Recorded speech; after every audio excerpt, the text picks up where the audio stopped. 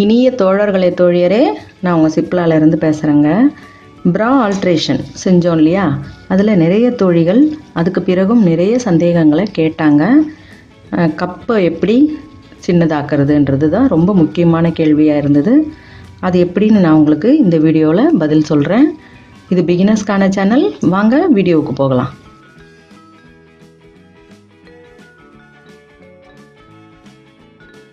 இப்போ அது நான் ஒரே ஒரு ப்ரா செஞ்சதால் உங்களுக்கு அதை முழுக்க விளக்கமாக நான் சொல்லாமல் விட்டுட்டேன். அதாவது நம்ம பெருசு பண்ணுறதும் சிறுசு பண்ணுறதும் சைடில் இந்த அட்ஜஸ்ட்மெண்ட்டில் சொல்லி கொடுத்தேன் இல்லையா. இப்போ கப்புன்னும் பொழுது ஏன் சொல்லாமல் விட்டேன்னு சொன்னால், ஒரே மாதிரி ஷேப்பில் கப்பு கிடையவே கிடையாதுங்க.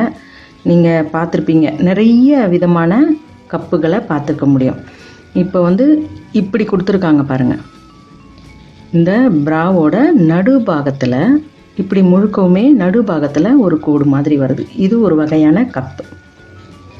பிறகு இது பார்த்திங்கன்னா இது ஒரு வகையான கப்பு. அதாவது நடுவில் இப்படி வருது, அதே மாதிரியே கோடு வருது, ஆனால் கீழேயும் ஒரு கோடு வருது.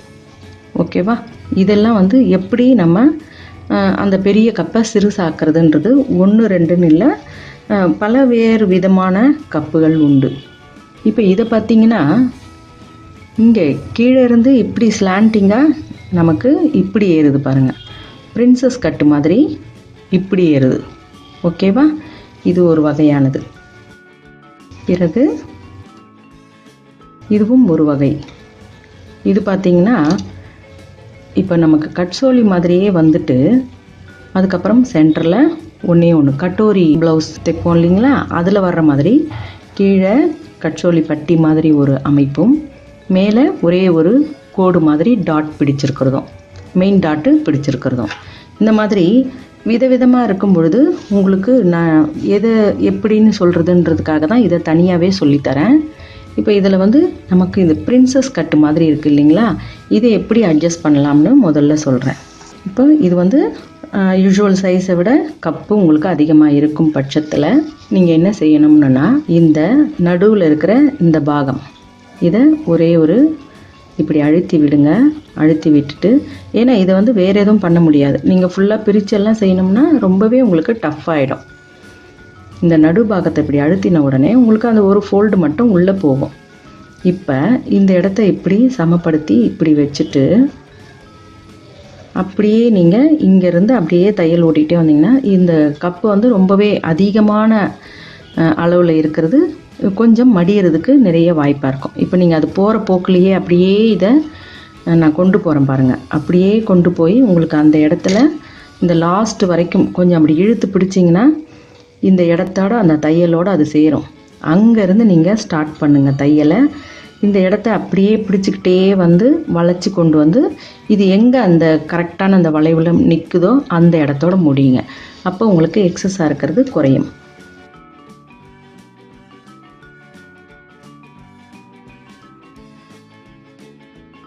அதுக்காக நீங்கள் ரொம்பவே இதை மடிச்சிடக்கூடாது. சரியாக நம்ம அந்த ஒரு விரல் அளவில் அதை மடித்து அப்படியே பிடிச்சிக்கணும்.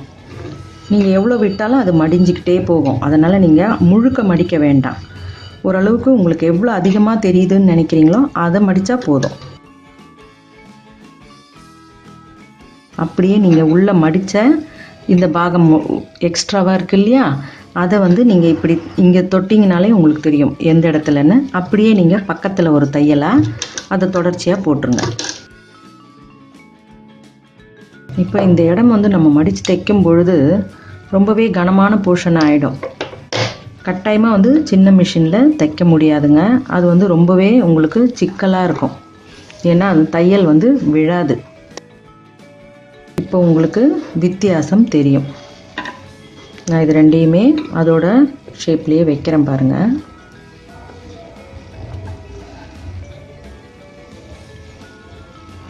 ஓகேவா? இது அதிகமாக இருக்குது, இது குறைஞ்சிருச்சு பாருங்கள். உயரம் குறையும். ஓகேவா? இப்படி பார்த்தீங்கன்னா தெரியும் இதோட அளவு குறைஞ்சதும் இதோட அளவு அதிகமாக இருக்கிறதும். ஓகேவா? இப்போ இதே மாதிரி தான் நம்ம இப்போ இந்த ஒரு முறை இதில் பார்த்தோம். அதே மாதிரி இன்னும் இப்போ இதில் பண்ணணும் அப்படின்னும் பொழுது உங்களுக்கு இந்த மாதிரி டாட் பிடிச்சிருக்காங்க இல்லையா, இது வந்து உங்களுக்கு கொஞ்சம் எளிதான வேலையாக இருக்கும். இந்த டாட்டையே இன்னமும் கொஞ்சம் அப்படியே கூடுதலாக இதில் பிடிக்க போகிறீங்க. இதில் வந்து அவங்க படிமான தையல் போட்டிருப்பாங்க. அதை நீங்கள் விட்டுட்டு அந்த ஷார்ப்பில் கொஞ்சம் இந்த ஷார்ப்பை நோக்கி நல்லா இப்படி பிடிச்சிக்கோங்க. பிடிச்சிட்டு நம்ம இப்படி ஒரு பிரின்சஸ் கட்டுக்கு சைடில் ஆம் ஹோல் கிட்ட இப்படி வர்ற மாதிரி இப்படி பிடிச்சிக்கோங்க. பிடிச்சு அந்த ஆம் ஹோல் கிட்ட இருந்து தையல் ஆரம்பிக்க வேண்டாம், கொஞ்சம் கீழே இருந்து. ஏன்னா உங்களுக்கு வந்து இப்போ எக்ஸஸாக இருக்கிறத தான் நீங்கள் குறைக்கிறீங்க. அதனால் நீங்கள் ஆம் ஹோலெல்லாம் வந்து பிடிச்சிங்கன்னா அந்த இடமெல்லாம் உங்களுக்கு தடிமன் ஆகிடும். உங்களுக்கு ஷேப்போட அளவு மட்டும்தான் குறைக்கணுன்ற பட்சத்தில் நீங்கள் இதை அப்படியே அந்த கப்போட சைஸை குறைக்கிறீங்க, அவ்வளவுதான். அதுக்கு கீழே இருந்தே நீங்கள் ஸ்டார்ட் பண்ணுங்கள். இப்போ இந்த டாட்டோட அளவை பிடிச்சிருக்கீங்க இல்லையா, இந்த மெயினான இந்த டாட்டோட இந்த எண்டு இங்கே பிடிச்சிருக்கீங்க. இந்த இடம் வந்து உங்களுக்கு தடிமனாக இருக்கும். அதாவது படித்தையல் 2 பக்கமும் போட்டதால் அது தடிமனாக தான் இருக்கும். எல்லா ப்ராலையும் அப்படி தான் போட்டிருப்பாங்க. இருந்தாலும் நீங்கள் இந்த ஒரு ஓரத்தை மட்டும், இந்த எட்ஜில் எப்படி வருதோ அந்த ஓரத்தை மட்டும் கணக்காக பிடிச்சிக்கோங்க. அங்கே ஓரமாக ஆரம்பித்து அப்படியே கொஞ்சம் படிப்படியாக கூடுதலாக நம்ம ஷேப்புக்கு பிடிக்கிற மாதிரி கொஞ்சம் அகலமாக பிடிங்க. இதில் பிடிக்கிறது தான் உங்களுக்கு கொஞ்சம் எளிதாக இருக்கும், தெரியுதுங்களா? இதில் பிடிக்கிற தையல் வந்து கொஞ்சம் ஈஸியாக போட்டுருவீங்க. இப்போ இது அப்படியே உங்களுக்கு குறைஞ்சிடுச்சு பாருங்கள். இந்த மேலே தூக்கலாக இருந்த விஷயம் இப்போ குறைஞ்சிடுச்சு. உங்களுக்கு இது பார்க்கும்பொழுதே தெரியும், இது தூக்கலாக இருக்குது, இது இறங்கியிருக்கு. ஓகேவா? இப்போ அடுத்தது நமக்கு இந்த இப்படி சென்டராக வரக்கூடிய இதை எப்படி பண்ணலாம்னா, இதையும் நீங்கள் இந்த சென்டரில் தான் பண்ணணும். இந்த ஓரங்கள் எல்லாம் பண்ணுறதை விட இந்த நடுபாகம் தான் உங்களுக்கு பெருசாக இருக்கும். இதையும் இந்த நடுவில் இப்படி கையில் ஒரு ஃபோல்டு கொடுத்து இப்படி அழுத்தி இப்படி மேலே வச்சுக்கோங்க. ஒரு பட்டை, இப்போ இந்த பட்டை எவ்வளோ இருக்கோ அந்த பட்டை அளவுக்கு அழுத்தினா போதும். எல்லாத்துலேயுமே அந்த சிஸ்டம் தான், அப்படி தான் செய்யணும். இதை தான் நம்ம குறைக்கிறதுக்காக பண்ணுறது. உங்களுக்கு இந்த தையலை இங்கேருந்து இப்படி பிரித்து அப்படியே இந்த மூடியை எடுத்து இந்த மேலே மூடி இருக்கிற பாகத்தை அப்படியே இதில் கொஞ்சம் இறக்கி வச்சு தைக்க முடிஞ்சதுன்னா அப்படியே தைக்கலாம். ஏன்னா வந்து உங்களுக்கு அது கொஞ்சம் பிரிச்சுட்டு திரும்ப அது வரலைன்னா ரொம்ப சங்கடப்படுவீங்க. அதுக்காக தான் நான் அந்த முறை சொல்கிறதுக்கு பயப்படுறேன். ஏன்னா இங்கே பின்னாலேயும் இந்த மாதிரி ஒரு அமைப்பு கொடுத்துருப்பாங்க. சில இதில் அந்த மாதிரியெல்லாம் இருக்கும். சிலதில் 2 பக்கமுமே அப்படியே க்ளோஸாக இருக்குது பாருங்கள். இது வந்து 2 பக்கமுமே தனித்தனியாக க்ளோஸ் பண்ணி இப்படி வச்சுருக்கு. இதெல்லாம் வந்து கொஞ்சம் உங்களுக்கு கஷ்டம்தான். அதனால தான் நான் உங்களுக்கு இதை கொஞ்சம் எளிமையாக இப்படியே மேலே செய்யலாம்ன்றதுக்காக இப்படி சொல்கிறேன். இந்த ஒரு பட்டையை இப்படி அழுத்தி மடிச்சுக்கோங்க. இதுதான் உங்களுக்கு மெயினான இடம். அதுக்கு பிறகு மற்றதெல்லாம் அப்படியே கொஞ்சம் கொஞ்சமாக சாய்ச்சி நீங்கள் குறைச்சிக்கலாம். சரியா? இப்போ நான் அதை வந்து இங்கேருந்து ஸ்டார்ட் பண்ணிக்கிட்டே வந்து அப்படியே இதை கொஞ்சம் கொஞ்சமாக படிப்படியாக இதை அழுத்தி தைச்சிக்கிட்டே வந்துடுறேன் பாருங்கள். உங்களுக்கு நான் கலர் த்ரெட்டு தான் போட்டிருக்கேன். அது கருப்பு வெள்ளை அவ்வளோதான் இருக்கிறதால அதில் மட்டும்தான் உங்களுக்கு சொல்லித்தரேன். இப்போ நம்ம அந்த ஓரத்துலேருந்து ஸ்டார்ட் பண்ணுறோம். இந்த நடுவில் இதை அழுத்திடுறோம். அழுத்தி இப்படி வச்சுக்கிட்டு அது போகிற போக்குலேயே அதை மடக்கிறோம்.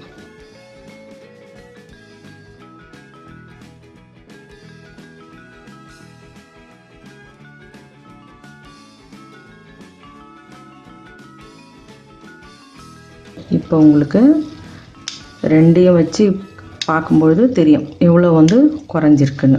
ஓரளவுக்கு இந்த வெள்ளை நிறத்தில் கொஞ்சம் உங்களால் அதை கண்டுபிடிக்க முடியும். ஓகேவா? இது வந்து ஒரிஜினல்.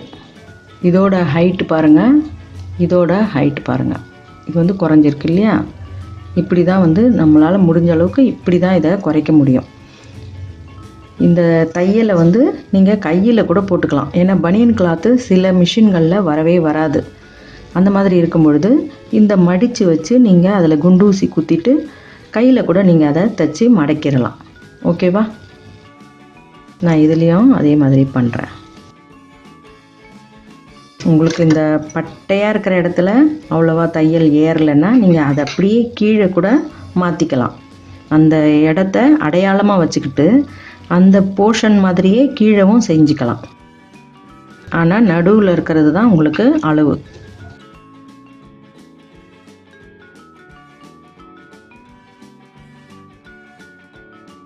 ஓகேவா? இந்த இடம் இப்போ இது படிஞ்சு போச்சு பாருங்கள். சரியா? இப்போ இந்த மாதிரி இருக்கிறது இது கொஞ்சம் ரொம்பவே டஃப்புங்க.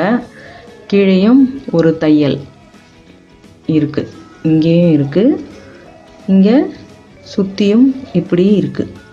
இதை நீங்கள் செய்யணும்னா அதே முறை தான் நம்ம. ஆனால் இங்கே உங்களுக்கு இந்த 2 சைடுமே கிளாத்து பிசுறு எதுவுமே தெரியல. அந்த மாதிரி இருக்கும்பொழுது இது கொஞ்சம் கஷ்டமான விஷயந்தான். நீங்கள் 2 கிளாத்தையுமே சேர்த்த மாதிரி தான் பிடிக்கணும். எது உள்ள வெளியன்னு பார்த்துக்கிட்டு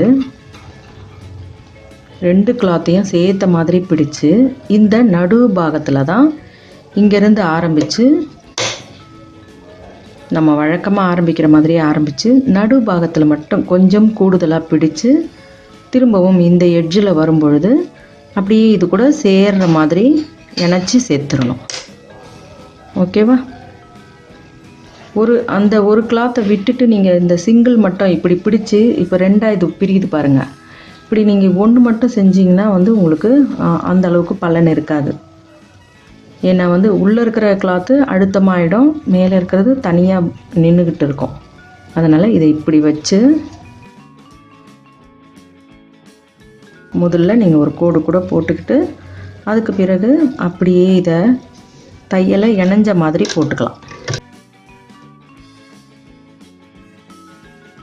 இப்போ இந்த பக்கம் பார்த்தீங்கன்னா உங்களுக்கு இந்த தையலில் கொஞ்சம் தெரியும். நான் இப்படி ஆரம்பிச்சிருக்கேன் பாருங்கள். அப்படியே ஓரத்துலேருந்து ஆரம்பித்து அப்படியே கொஞ்சம் அகலப்படுத்திக்கிட்டே வந்து இந்த இடத்துல இந்த நுனியில் அப்படியே இதோட இணைஞ்ச மாதிரி சேர்த்துட்டேன். இப்போ நீங்கள் இதை பார்க்கும்பொழுது இந்த இடம் மடங்கிருச்சு பாருங்கள். அதிக அளவில் இல்லாமல் அப்படியே மடங்கின மாதிரி ஒரு தோற்றம். இது உங்களுக்கு வழக்கமாக அதை முதல்ல இருக்கிற மாதிரியே இருக்குது. இந்த இடம் மட்டும் அழுத்தமாயிடும். ஓகேவா?